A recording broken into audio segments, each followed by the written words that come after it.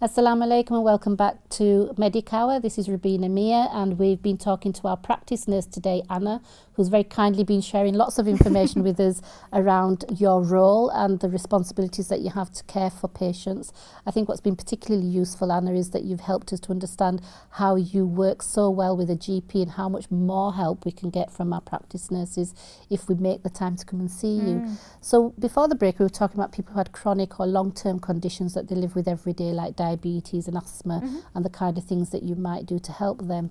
And it's really rewarding and reassuring to know that we've talked about confidentiality and the importance of that, and that's part of the professional role that all health professionals should adhere to. And if there's any concerns, people can actually challenge that. I think what I want to do with this second part of the show is very much think about your role in how you support people who need to lose weight, because it's a big issue. It links to all of the conversations that we have around chronic conditions a lot of the time. And I thought it's okay we talk about it, and I have these conversations with Dr. Liz all the time about how we need to eat less and move more. Well, it's easier said than done. Oh, really is. But actually you're the person that can help us get motivated I hope so, and inspired. So I think I want to focus on this very much with you, and if this time we'll look at some of the other conditions that you might help with. Absolutely. So why would somebody go away more motivated when they've seen somebody like you?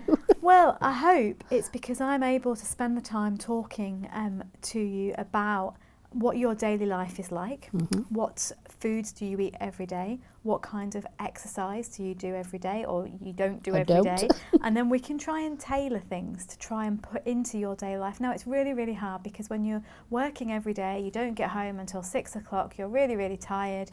It's much easier to put something that you've bought in the supermarket that's all pre-made in the oven. It's much easier to sit in front of the TV on an evening and maybe snack on some biscuits. But unfortunately, this is not a great idea, and we need to try and look at ways of changing that. And I'm hoping that if somebody comes to me and we can have this conversation honestly, that I can put in place some tips that'll help.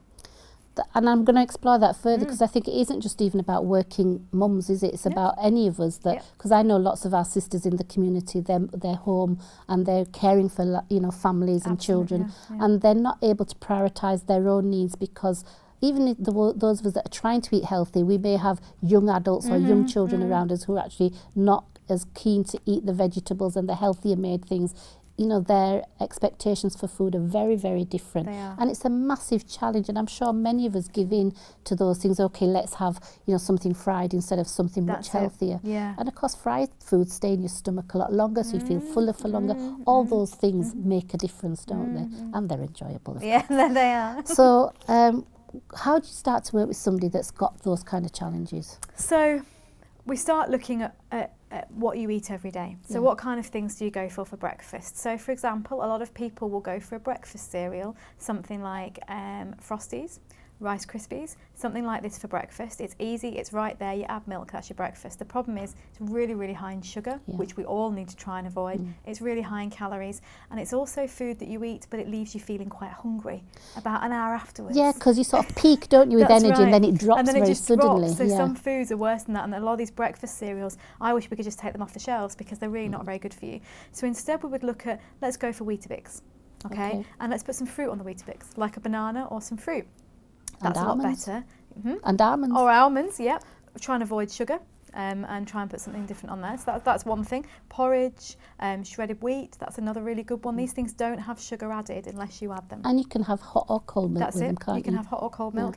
If you like bread, then something like a brown bread, having one slice of brown bread toast for breakfast, again, that'll keep you full. Maybe have a banana with that as well. Yeah, because when I think about my grandchildren and some of the family members that I've got, they really like their white bread. And so what I'm doing is to try and get them onto the best of both. Oh, and I advise a lot of my patients that go, oh no, I only like white bread. Have you tried best of both? And it's just as good as white bread. It's looks brown like bread. white bread. Yeah, it looks like white bread, but it has the benefit of brown bread. So white bread, your body breaks down for energy, okay, and that's why we eat it, because it breaks down for energy, and that's what we need. If you're going to the gym, brilliant. If you're not going to the gym, then you're probably not using up a lot of that energy, and in particular it breaks it down into sugar, and because you're not burning it up, it gets put on your tummy, okay, and gets put on as weight, and that's what we don't want. Brown bread doesn't have the sugar content. Your body takes longer to break it down, so it's a much better choice if you can make it. And is that also helping you to feel fuller for longer? Absolutely, yeah. And it's great for constipation or not having constipation. Yeah, that's it. It's really high in fibre, Yeah. and it's nice. It sort of puffs out your colon, so yeah, definitely. So I guess if you can't jump from white bread to brown bread or seeded bread straight away, try the best of both. Try those best of both. Definitely. Okay, that's a really good tip. So that's the first thing we do is we go through breakfast, then we go through lunch. What sort of thing do you have for lunch? If you have a sandwich with white bread, I would say have a sandwich with brown bread and make sure your slices are nice and thin.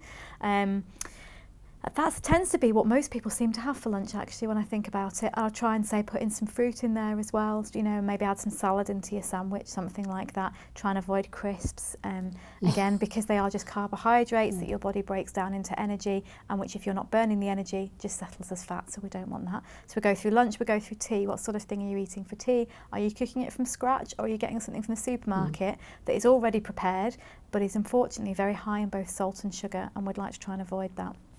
Has it got fruit and veg? You know, has it got vegetables in it? How much protein? So we go into all this in some depth, and then we go into things that if you snack in between your meals, which loads of people do, what things do you reach for? So we had some almonds earlier on. That's perfect. So if you want a little snack, have a handful of nuts. They're brilliant. They're really, really healthy. And they're low in, obviously have very little sugar in. So trying to work on all that kind of thing is what we're doing. I mean, when I'm listening to you, I can sort of relate to all of this, and I can think, yeah, I do lots of those things. Good. But I also know that there's times when I'm really busy and I just haven't got the energy. And I know when I'm organised, I'm going to chop up the carrot sticks and the celery sticks and the cucumber sticks and put them in my bag instead of a bag of crisps or something else. Or I'm not going to buy something, you know, sweet from the counter when I'm at work or anywhere else. But actually, part of the challenge of all of us is these busy lifestyles we have. And I think what we have to get better at is being organised. It is, and so things like I have a big bag of nuts that I mix a handful of dried fruit in. It's a huge bag, it's like this big, and I have a little pot every morning before work. I fill up the pot, put that in my bag. That's my, that's my mid-morning snack. You know, you need to do your lunch the day before, and you try and pick the healthier options. You have fruit instead of crisps. Don't have crisps in the house if you can avoid it. Same for things like biscuits. And it is being more organised, but not as in you'll spend hours, just spending 15 minutes the night before getting things ready for the following day. Okay, and I guess things like when our children want chips, we could think about potato wedges. That's it. Try and pick a slightly healthier. Oven bake your chips. Don't fry them. Things like sweet potato chips are a lot better than white potato. Again, it's all down to the way your body breaks it down for energy, so they're better. Looking for things like wedges or a jacket potato, you know. Yeah, because jacket potatoes are so versatile, because I know some of the young people in my family, they don't just, I sort of like cottage cheese and salad with a baked potato, is very good. which is a lovely, but they want like 6 different fillings on the table at the same time. I'm thinking, you know, and it's just the way that they like to eat, and I'm thinking, okay, there's a lot of mayonnaise in that one, there's a lot of mayonnaise, there's sugar in your baked beans, and there's cheese, and it's and I think for me what I'm trying to encourage is that we're doing more salady things with it, so we bring the the calories aren't changing, but the GI level? Yes, that's right, that changes. What do we mean about GI levels? So by GI level we mean glycemic index, and so this, I know it sounds a horrible, like technical medically type term, but it's basically for how your body breaks it down, how much sugar does it kind of get from things that it breaks down, how quickly does it break things down. So and I always get this confused between a high GI index and a low GI index, but basically brown bread's better than white, sweet potato is better than white potato, wholemeal pasta is better than the plain pasta. That's hard work, wholemeal pasta. Brown rice is actually better than normal rice. And when you're saying about sitting around having jacket potatoes, and you were mentioning about things like cheese, I love cheese. I pick the low-fat cheese. I might pay a little bit more for the low-fat cheese, but it's lower in fat, it's better for my weight, it's better for my heart and everything else. Mayonnaise, again, we do have the healthy options available for these now. You know, the beans, I buy the ones that are reduced sugar and salt, and to be honest, I get them when they're on offer. There's not a huge price difference if you do that. Trying to pick these slightly healthier options where you can, and this is what I advise a lot of people to do. Okay. So let's talk about the exercise element that you talk to your patients about, because that's the hardest bit, I think. No, I agree with you that it is. So I wouldn't suggest that you do 8 hours at work and you go to the gym for an hour and a half every day. I mean, that's just silly, and nobody's going to do that. So it's becoming as active as you can be. So if you get the bus instead of driving into work, get off the bus a stop earlier. Might take you 10 minutes longer to get into work, but it means you walk that little bit before you get into work. If you drive to work, obviously that's not the case. How about an exercise bike at home? I got hours off Gumtree. I think it was £50. It sits in the front room in front of the TV. You can get on that exercise bike and watch Coronation Street or something like that on an evening. Even if you just do 15 minutes a day of that, that's better than not doing anything. You will see your weight come down. For diabetics, you will see your blood sugar is better. Just putting in, so it's trying to think about how can I introduce this, and if you're able to get to a gym, brilliant, you know, and that's. But and if you enjoy it. And I think if you do go to a gym, most people do start to enjoy it eventually. Well, no, my best friend doesn't, so that's a bit of a fib, no. but there's a cost element as well to that. There is. Gyms are a lot cheaper now than they used to be, so you can get them for about £10–15 a month, 24 hours a day. So just trying to work out whatever you can and how you can build it in. I mean, obviously the cheapest method is walking, isn't it? It is, and we all need to walk more. And I think that's where we're going wrong, is we're all driving everywhere and nobody's walking. I get a lot of patients who are in their 90s and they're incredibly well. And I say to them, what's the secret? How can I get to be 90 and be as well as you are? And the diet is a big part of it, and the foods they ate growing up, but also the fact they've walked everywhere their whole lives. And I think that's a real key tip for all of us. Okay, so it is about sort of, I mean, I've had this conversation again with Liz about, you know, having to start on a basic level. So if you've got things like chronic pain conditions and you can't walk very far, then maybe you sort of set yourself a target that you're going to walk out your front door to the first lamppost, and you'll do that for a few days until you've got enough stamina to go to the next stage. And you will get the stamina, because it may be that you, and it's not a very, I'm very blunt again, like I try and advise a lot of my patients to be, you may be very unfit, so it may be really hard work to do a very small amount. You will get fitter. So you just start off small and gradually build up what you can do. Even walking up and down the stairs, that's fantastic exercise. So if you can just walk up and down the stairs a couple more times a day, that's more active, that's brilliant. And actually you could decide to be more vigorous in how you do your housework, couldn't you? You know, you could sort of vacuum a bit faster. No, but you could. And when I'm talking to people about walking and they say, oh, we walk the dog twice a day, well, that's brilliant. But when you're walking, you need to be walking a little bit faster, a little bit further, so your heart pounds and maybe you get a little bit sweaty. That's exercise, and that's pushing it that little bit further, which is much better for you. Okay. And again, coming back to your practice nurse for advice on that if you need that. And I always say that to everybody that I see, look, come back and see me. If you're struggling with this, if you've got questions, just book in and see me and we can go through it.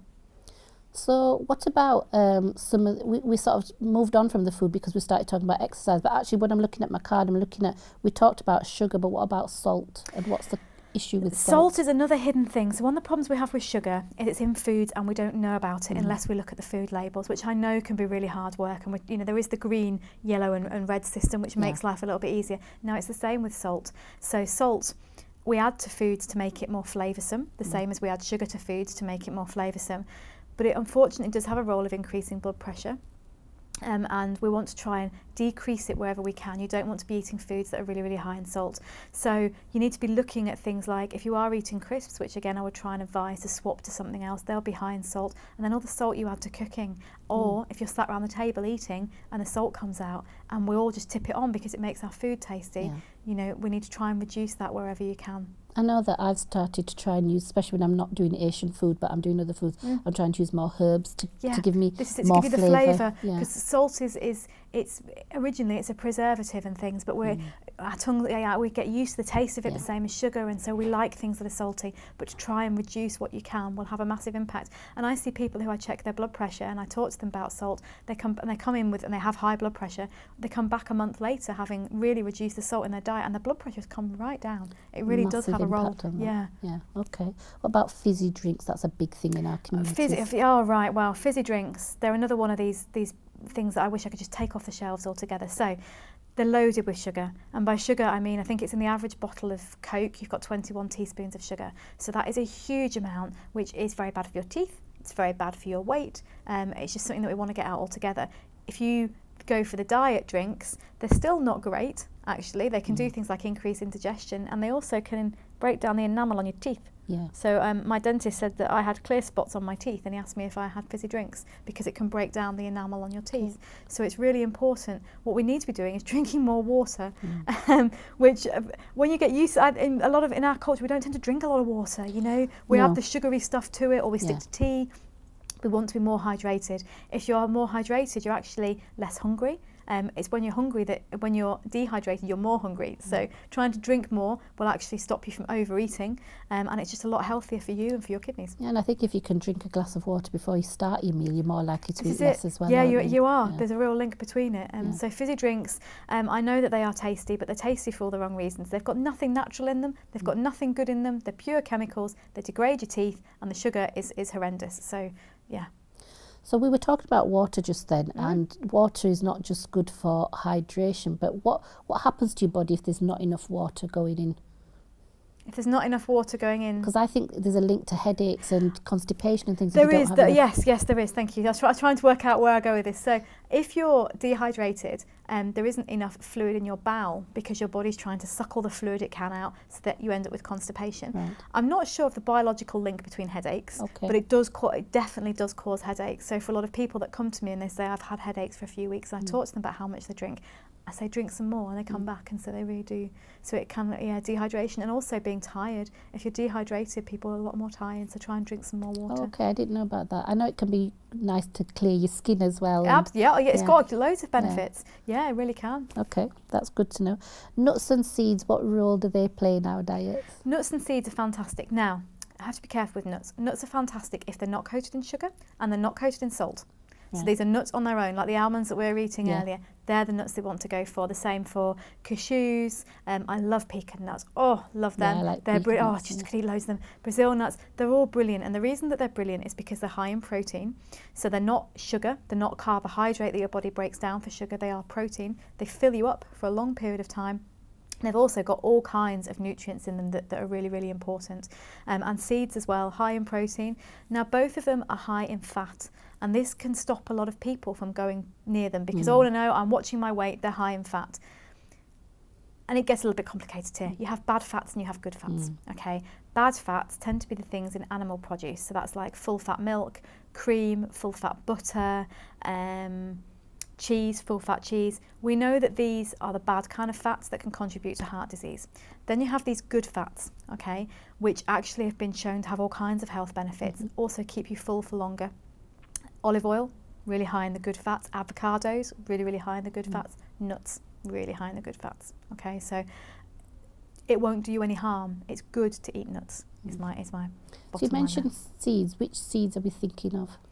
Pine nuts. Okay. Yeah, they're really good. They're what we call chilgozi, I think, in our community. Oh, okay, yeah. Trying to think of this. I just buy the mixed seed bag. I'm not quite sure. Yeah, I think I'm thinking of things like sunflower seeds and sesame seeds. Yeah, absolutely. It's all mixed in all together, Yeah, and I think the other ones we can buy quite readily are the sunflowers. Oh, I can see them and I can't remember them now. Pumpkin seeds. Yes, brilliant. And again, these will fill you up for longer. They're full of, I can't remember all the different types of things they've got in them, but they're just really, really good for you all ways round. Okay, that's really useful. And that's a really good snack, you know, to stop you reaching for a bag of crisps or a biscuit or a slice of cake. Have some nuts and seeds. And they're more filling than, they really than are. Just fruit sometimes, aren't they? Yeah, okay. We were talking earlier again about things to do with, you know, the kind of people that you'd see. And I think, you know, we've... one of the things we often don't look at is issues around mental health. How much of a support can you be with somebody that's not coping well emotionally? We can be a lot of support. So I think sometimes it's just talking to somebody about this. So mental health, we stigmatise in some ways, and we try and we hide it. You know, we don't want people to know that we're suffering from anxiety, depression and things like that. We try and shut it away and not let anybody know. I think it's really important to let people know, to talk about this, to explain the reasons why, because it can be having a massive impact on your life. It's no good me trying to help you with your diet and with exercise if you're just horrendously depressed and anxious and you're frightened and you're scared. So it's really, really good. And it's something that I generally talk about with people, is about how are you getting on, you know, how are you mood-wise, how are you with taking your tablets, all the kind of same conversation.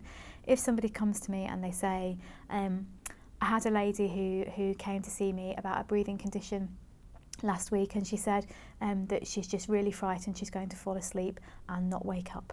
and then she's going to die. Okay, that's really important. And I said, thank you for sharing that with me. And I put her in touch with, in Leeds we have the access to psychological therapies. So I can give her a card that she can ring and she can talk to people about that. There is all kinds of help. If you're willing to share that with me, we can go a long distance. So I can go to the GP and I can talk about it, and we can maybe think about antidepressants. And just having this, knowing that you've told me and that the support is here and we're going to work together on it, really important. So if a prescription is needed, then you'd be interacting with the GP as well. Absolutely. Because I think lots of our community, when they've got issues around mental health problems or feeling really sad or down and not quite sure, their natural response is to go straight to the doctor. But actually you've got more time than the doctor. I have more time than the doctor, and sometimes it's more comfortable talking to me than it is talking to a doctor, because we're talking about so many things. People feel very comfortable just bringing this up. And what we would talk about is the mood in general and about the impact it's having on you. And I may ask questions about, have you ever thought of killing yourself? We can go into some depth here, and that's very necessary for me to see how bad it is, how bad the risks are, to you or to anybody else. Yeah, so we need to make sure people are safe as well, and that's it. Those kind of questions are very much about assessing that, aren't that's they? It, yeah. Okay. What else might somebody come and see you about as a practice nurse? What else might I... So, ladies come to me for their smear tests. Yeah. And if any ladies are listening to this, please do go to your practice nurse for the smear test. It's to help screen for cancer. It's really important. It's a couple of minutes of discomfort, which I think all of us ladies, we can handle that. We can handle a couple of minutes of discomfort for the results that it brings.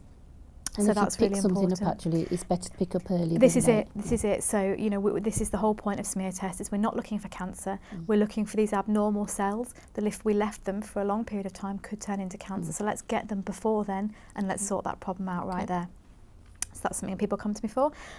People bring their babies for all the vaccinations, which when you've got a new baby is really, really scary, because the baby has to come a lot to begin with, while we give it a full range of vaccinations. We're now vaccinating against diphtheria, tetanus, polio, whooping cough, a particular type of flu, pneumococcal, which causes problems with in the brain and can cause infections, meningitis B, rotavirus, which causes this nasty diarrhea and vomiting bug.